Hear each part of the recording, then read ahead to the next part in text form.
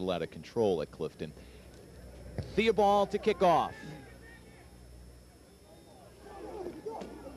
Cavello returning the opening kick, slips and falls up near the 30-yard line. Let's take a look at some highlights from the first half, Bill. And here's Dave Anico getting the scoring underway, a 6-yard run. Good off-tackle block, and you know, people are just being blown off the line. There's no secret as to what's happening here. Look at those white shirts just being blown off the line. He beats the tackler, you know, in the end zone, but he's through the line. Once you get him through the line, he gets ahead of steam. He's tough to bring down. Anico had another big run here, and well, we'll get back to it in just a moment as it is Cam Wallace picking up a first down across the 40-yard line to the 43-yard line. Cam Wallace is not a bad back, you know. We haven't mentioned him too much, but he's good. We'll show you that long Anico run once again, showing his toughness. Watch what happens here at the end. He could have picked up some more yards if he continued off to his right, but he'll notice that Gil Ross is coming up to make a play, and he decides, guess what?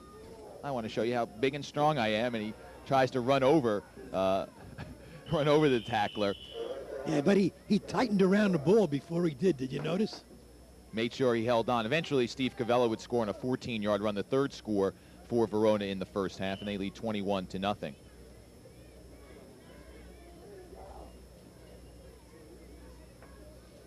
Ball at the 46-yard line, second down and 6.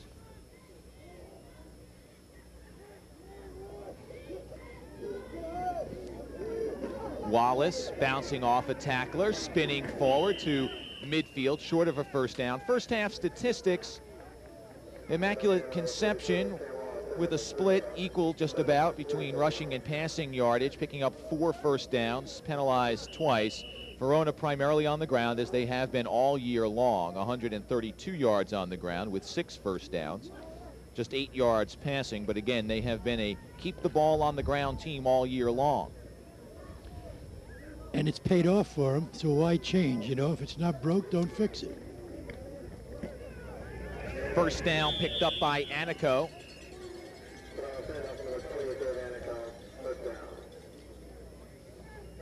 You know, going back to that Clifton situation, it is unfortunate that a booster club is able to exert that kind of influence on a coaching staff and on a football program. But again, in most schools, that is not the case. Not the case here.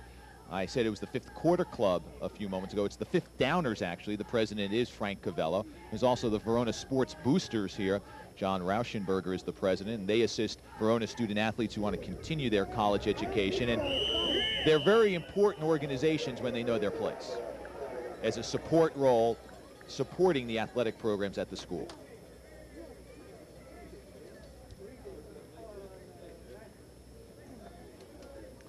Unnecessary roughness on that time, on that play.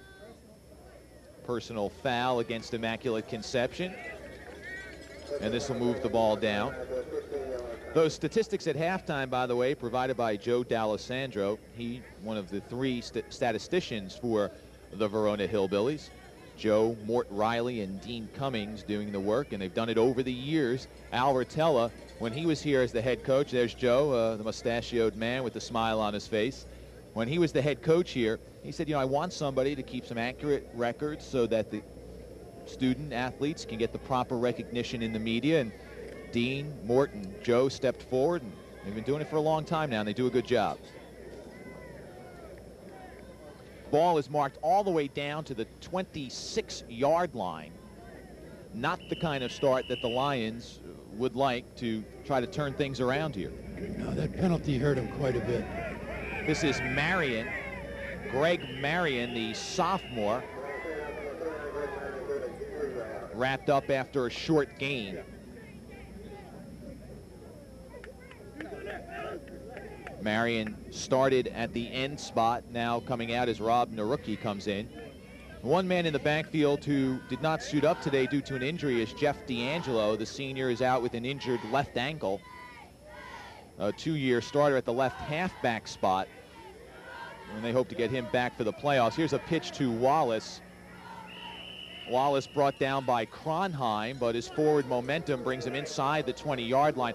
Bill, you said that we had not mentioned much about Wallace, but he is a very fine runner, and unfortunately injured early back in the first game in the win against Bernards, and it took him a few games to get back. Came back in that Glen Ridge game, that big 57-40 win. Yeah, they say that he's a fine receiver along with being a good back. He has the lone reception for those 8 yards, and it was an important one. It was a first down gain. He's 6 foot, he's 180 pounds, and he's a player.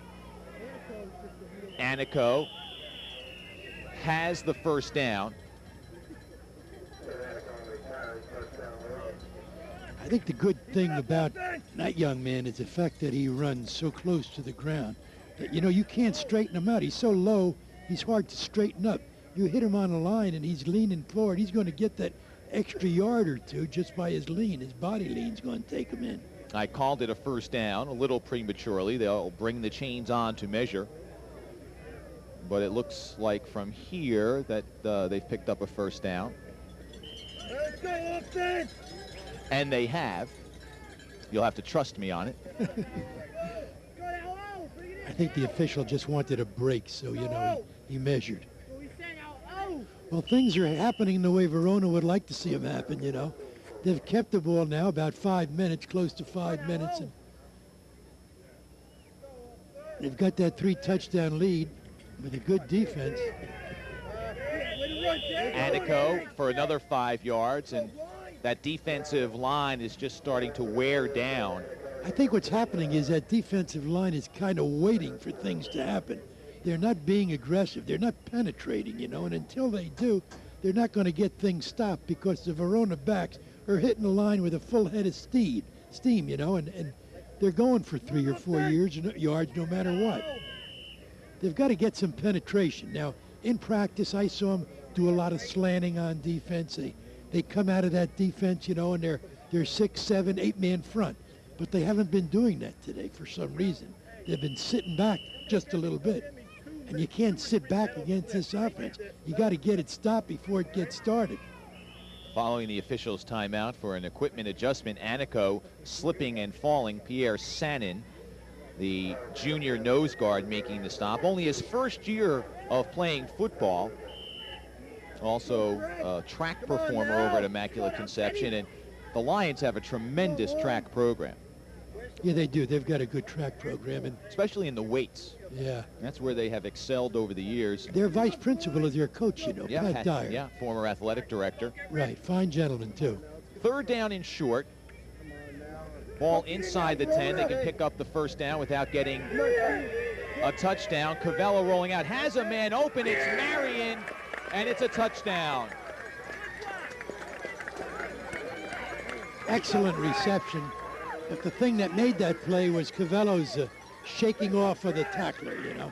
He could have had that play could have been a 10, 12-yard loss. Instead, he turned it into a touchdown. Did it by himself. Very fine individual effort. If we could see that again, you'll see him shake off that last tackler. Under a lot of pressure. We'll pick it up after the extra point try and show you that pass again. Cavello's 4th touchdown pass of the year, the first TD reception for Greg Marion. Cavello's extra point try is good. And it is 28-0 with 6:49 to play in the third quarter. Here's a play again now. Here he gets good penetration. Here he comes. He's being chased. Shakes off the tackler, straightens his shoulders, gets his shoulders parallel to the line of scrimmage, which is what you need to do to deliver an accurate pass. Fires a ball and TD. Marion, the sophomore, when he plays at the end spot, he's been used very much as a blocker, where Ward, the other tight end, has been the primary target, catching 9 passes this year, but they go to Marion for the touchdown, an 8-yard touchdown pass. I think that Verona throws the ball. This is my own idea, of course. I think they throw the ball just because, you know, you're supposed to throw the ball once in a while. I don't think they particularly like to throw